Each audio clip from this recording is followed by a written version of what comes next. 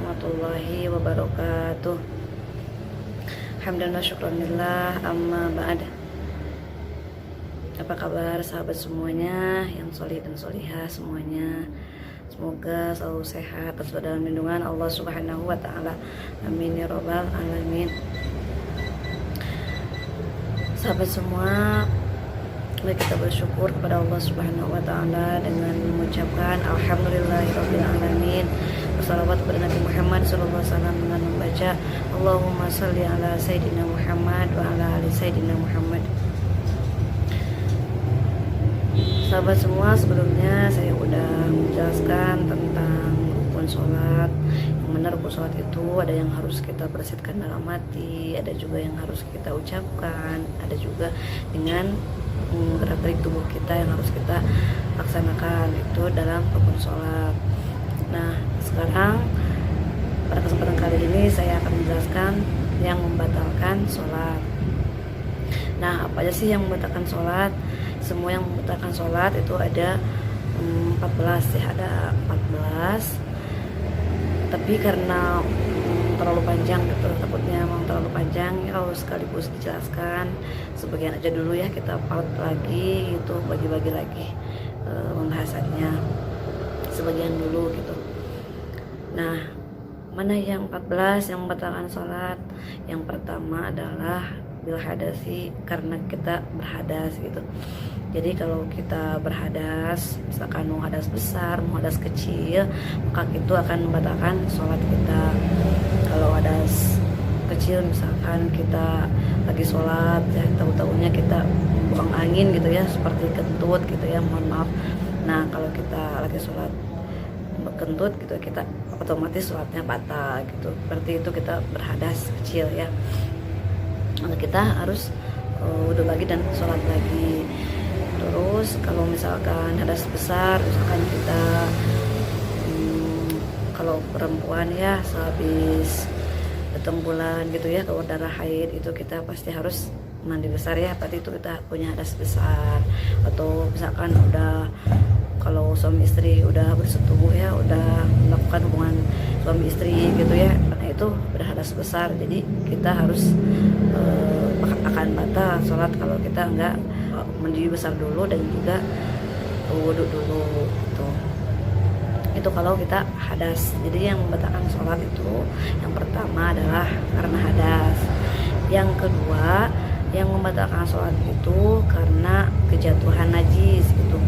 Jadi kejatuhan najis ya bukan dibawa gitu, maksudnya dari sebelumnya sholat gitu kita bawa najis, bukan ya. Kalau udah pasti, kalau kita sebelumnya udah bawa najis seperti itu nggak sah sholatnya, bukan batal lagi gitu.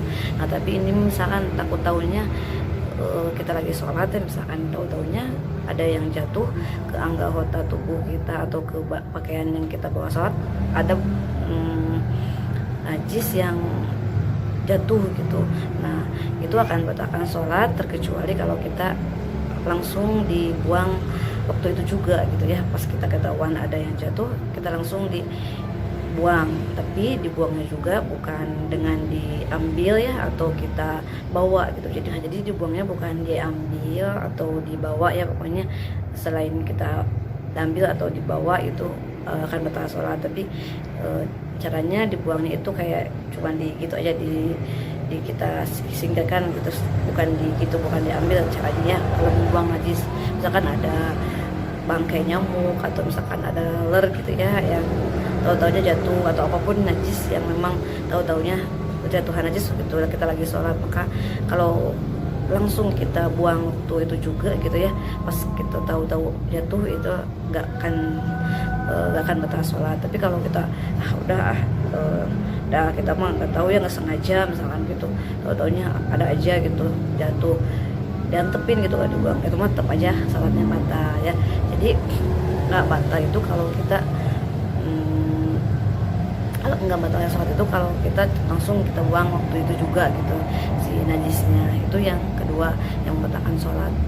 Yang ketiga yang membatalkan sholat itu terbukanya aurat gitu. Jadi kalau kita beda ya antara terbuka sama dibuka gitu. Kalau dibuka kan otomatis itu ada yang buka. Kalau terbuka misalkan kayak kena angin gitu, tahu-tahunya kita lagi lagi sholat di tempat yang terbuka gitu, anginnya masih kencang gitu ya. Jadi terbuka sih pakaian atau mukena yang kita pakai gitu ya. Kalau perempuan kebuka ya si auratnya, si pakaiannya, maka itu kalau terbuka langsung kita benerin waktu itu juga, tutup lagi, maka gak akan batal. Nah tapi kalau dibuka beda lagi. Kalau dibuka sama orang yang iseng, misalkan ya orang udah balik gitu, udah gede orangnya gitu, itu dibuka, itu mah karena sengaja ya, itu mah gak batal sholatnya, meskipun ya itu kayak hanya iseng aja tapi terbuka auratnya gitu, kelihatan misalkan apa rambut atau misalkan kelihatan kaki gitu ya.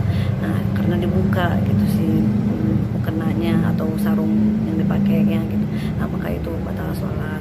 Tapi kalau misalkan yang enggak mumayyiz ya, yang belum tamyiz orangnya, kalau membuka aurat kita lagi sholat, kayak misalkan ada anak kecil gitu, terus kita mukenanya ditarik gitu ke belakang, terus kelihatan semua rambutnya, karena itu aurat pas sholat, nah itu gak akan batal sholatnya. Karena salah benerin juga waktu itu juga, dan jangan sampai gerak gerik kita 3 kali berturut-turut gitu, karena itu akan membatalkan juga. Jadi ada aturannya juga kalau kita mau benerin kelihatan aurat di sholat. Dan yang keempat adalah mengucapkan 1 huruf atau 2 huruf gitu, mengucapkan 1 huruf atau 2 huruf yang memberi makna gitu, jadi ada maknanya gitu, memberi arti gitu ya. Maksudnya kayak cuma kayak misalkan kayak ada gitu, kita berdehem gitu kan, meskipun cuma gitu, tapi kan mungkin ada artinya gitu, mengandung arti gitu. Nah itu batal sholat. Atau kita mengucapkan ki gitu, ki, ku, bu gitu, bi misalkan gitu. Nah itu kan meskipun 1 huruf atau 2 huruf tapi ada arti gitu di dalam ucapan itu, maka itu batal sholatnya. Tapi itu pun kalau kita sengaja, misalkan emang sengaja kita itu kayak cuma gitu aja ya, iseng-iseng. Tapi kalau misalkan kita lupa, misalkan ngucapin 1 huruf atau 2 huruf, kalau lupa nggak batal sholatnya gitu, kalau lupa. Dan itu yang keempat ya sahabat semua. Dan yang kelima yang membatalkan sholat itu yang yaitu kita makan gitu. Kalau kita lagi sholat makan gitu. Nah jadi kaidahnya gini, yang semua membatalkan puasa maka akan membatalkan kepada sholat juga gitu. Kecuali apa? Kecuali kita makan banyak gitu. Karena apa? Karena kalau kita makan banyak lagi puasa kan, kalau lupa nggak akan batal puasanya tuh. Nah kalau dalam sholat kita makan banyak meskipun lupa, itu batal sholatnya. Tapi kalau sedikit gitu, cuma kayak ada sisa-sisa makanan terus kita telan gitu, taunya kita ketelan gitu sedikit, lupa atau gimana karena kita ini dulu gitu, ada sisa makanan, itu gak batal kalau sedikit. Tapi kalau banyak itu akan batalkan sholat. Karena pertanyaannya, masa iya sih kita bawa piring atau apa gitu makan banyak lagi sholat gitu. Makanya kalau lagi sholat nggak meskipun lupa nggak batal sholatnya. Tapi kalau puasa kan, kalau kita udah makan tahu-tahunya banyak, meskipun kita sepiring banyak gitu ya, udah kenyang gitu, tahu-tahunya kita lupa bahwa kita itu lagi puasa. Kalau lupa kita nggak batalkan puasanya, seperti itu. Jadi sesuatu hal yang membatalkan puasa itu akan membatalkan sholat juga, seperti itu. Dan seperti makan atau minum, pokoknya apapun yang kita lagi sholat itu akan membatalkan, yang akan memasukkan sesuatu ke mulut kita, istilahnya makan atau minum, maka akan membatalkan sholat. Nah itu yang kelima. Dan yang keenam yaitu makan banyak gitu. Nah itu gak boleh ya, batal sholat kalau kita makan. Nah itu dulu aja sahabat semua yang membatalkan sholat, sebagian dulu yang dapat saya sampaikan untuk kali ini, yaitu baru 6 ya. Semoga bermanfaat. Mohon maaf segala kekurangan dan hilangnya. Wassalamualaikum warahmatullahi wabarakatuh.